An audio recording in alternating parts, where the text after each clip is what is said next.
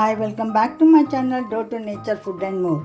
ಇವತ್ತಿನ ದಿನ ನಾವೊಂದು ಸಂಜೆ ಊಟಕ್ಕೆ ಥಾಲಿಪೇಟ್ ಹಚ್ಚೋದು ತೋರಿಸ್ತಾ ಇದ್ದೀನಿ. ಟೋಟಲಿ ಎಲ್ಲ ನಾನು ಏನು ಮಾಡಿದ್ದೀನಿ, ಹಿಟ್ಟುಗಳನ್ನು ಇಲ್ಲಿ ಚೇಂಜ್ ಮಾಡಿದ್ದೀನಿ. ಮೋಸ್ಟ್ಲಿ ನಾವೇನು ಮಾಡ್ತೀವಿ, ಅಕ್ಕಿ ಹಿಟ್ಟು, ಕಡಲೆ ಹಿಟ್ಟು, ಗೋಧಿ ಹಿಟ್ಟು, ಜೋಳದ ಹಿಟ್ಟು, ಡಾಕ್ ಹಿಟ್ಟು ಕೂಡಿಸಿ ಮಾಡ್ತೀವಲ್ಲ.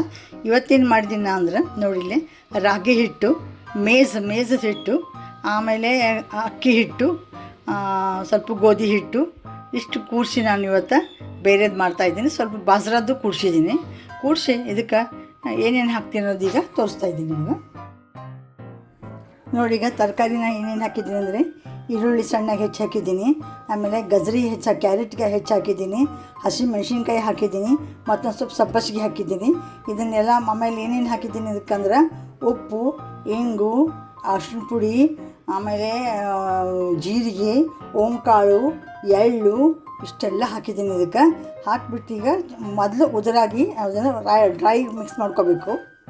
ಮಾಡ್ಕೊಂಡು ಆಮೇಲೆ ನೀರು ಎಷ್ಟು ಹಿಡಿತದೆ ನೋಡಿ ನಾವು ಥಾಲಿಪೇಟ್ನ ಅದಕ್ಕೆ ಇದನ್ನು ತೊಗೊಂಬರ್ಬೇಕು. ನಾನು ತೋರಿಸ್ತಾ ಇದ್ದೀನಿ ನಿಮಗೆ ಇದನ್ನೀಗ.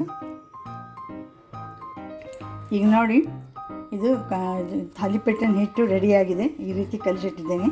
ಒಂದು ಸ್ವಲ್ಪ ನೆನಿಬೇಕಿದು. ನೆನೆದಿದ್ದನ್ನು ಹಚ್ಚೋದು ಹೆಂಗಂತ ತೋರಿಸ್ಕೊಡ್ತೀನಿ ನಿಮಗೆ. ನೋಡಿ, ಈಗ ಥಾಲಿಪೇಟು ರೆಡಿ ಮಾಡಿದ್ದೇನೆ. ನಾವು ಒಂದು ಚಕ್ಕೆ ಮಾಡಿಬಿಟ್ಟಿದ್ದೀನಿ. ನಾವು ಚಿಕ್ಕದೀಗ ಎಷ್ಟು ಬೇಕಾಗ್ತಾವೆ ಅಷ್ಟು ಅಂತ ಅದರಲ್ಲೇ ಹಾಕ್ತೀನಿ. ಅಂದರೆ ಎಳ್ಳು ಸುಲಭವಾಗಿ ಬೇಯದ್ದು ಬರ್ತಾವಲ್ಲ.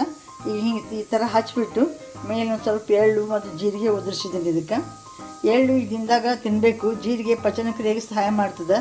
ಎಳ್ಳು ಏನು ಮಾಡ್ತದೆ ಅಂದ್ರೆ ಬೋನ್ಸ್ ಕಟ್ ಮಾಡ್ತದೆ, ಕ್ಯಾಲ್ಸಿಯಮ್ ರಿಚ್ ಅದು.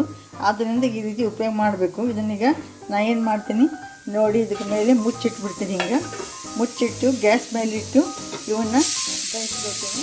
ಅದನ್ನು ಡಿಶೌಟ್ ಮಾಡಿ ನಿಮಗೆ ತೋರಿಸ್ತಾ ಇದ್ದೀನಿ. ನೋಡಿ, ಥಾಲಿಪೇಟು ರೆಡಿಯಾಗಿವೆ. ವಾವ್, ಎಷ್ಟು ಚೆನ್ನಾಗಿ ಕಾಣಿಸ್ತಾ ಇದೆ ಎಳ್ಳು ಅದ್ರ ಮೇಲೆ. ಈಗ ಡಿಶೌಟ್ ಮಾಡಿನೂ ತೋರಿಸ್ತಾ ಇದ್ದೀನಿ ನಾನು ನಿಮಗೆ.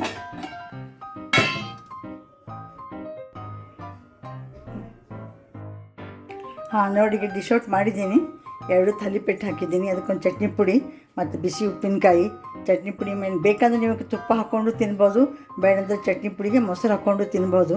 ಈ ರೀತಿ ನೀವು ಒಮ್ಮೆ ಎಲ್ಲ ರೀತಿಯಿಂದ ಬೇರೆ ಬೇರೆ ಹಿಟ್ಟುಗಳನ್ನು ಟ್ರೈ ಮಾಡಿ. ಅಂದರೆ ಅದು ಆರೋಗ್ಯಕ್ಕೂ ಒಳ್ಳೆಯದದು. ನಿಮ್ಗೆ ಚಲೋ ಅನಿಸಿದ್ರೆ ಒಂದು ಲೈಕ್ ಮಾಡಿ, ಶೇರ್ ಮಾಡಿ, ಕಾಮೆಂಟ್ ಮಾಡಿ, ಸಬ್ಸ್ಕ್ರೈಬ್ ಆಗಿ. Thank you very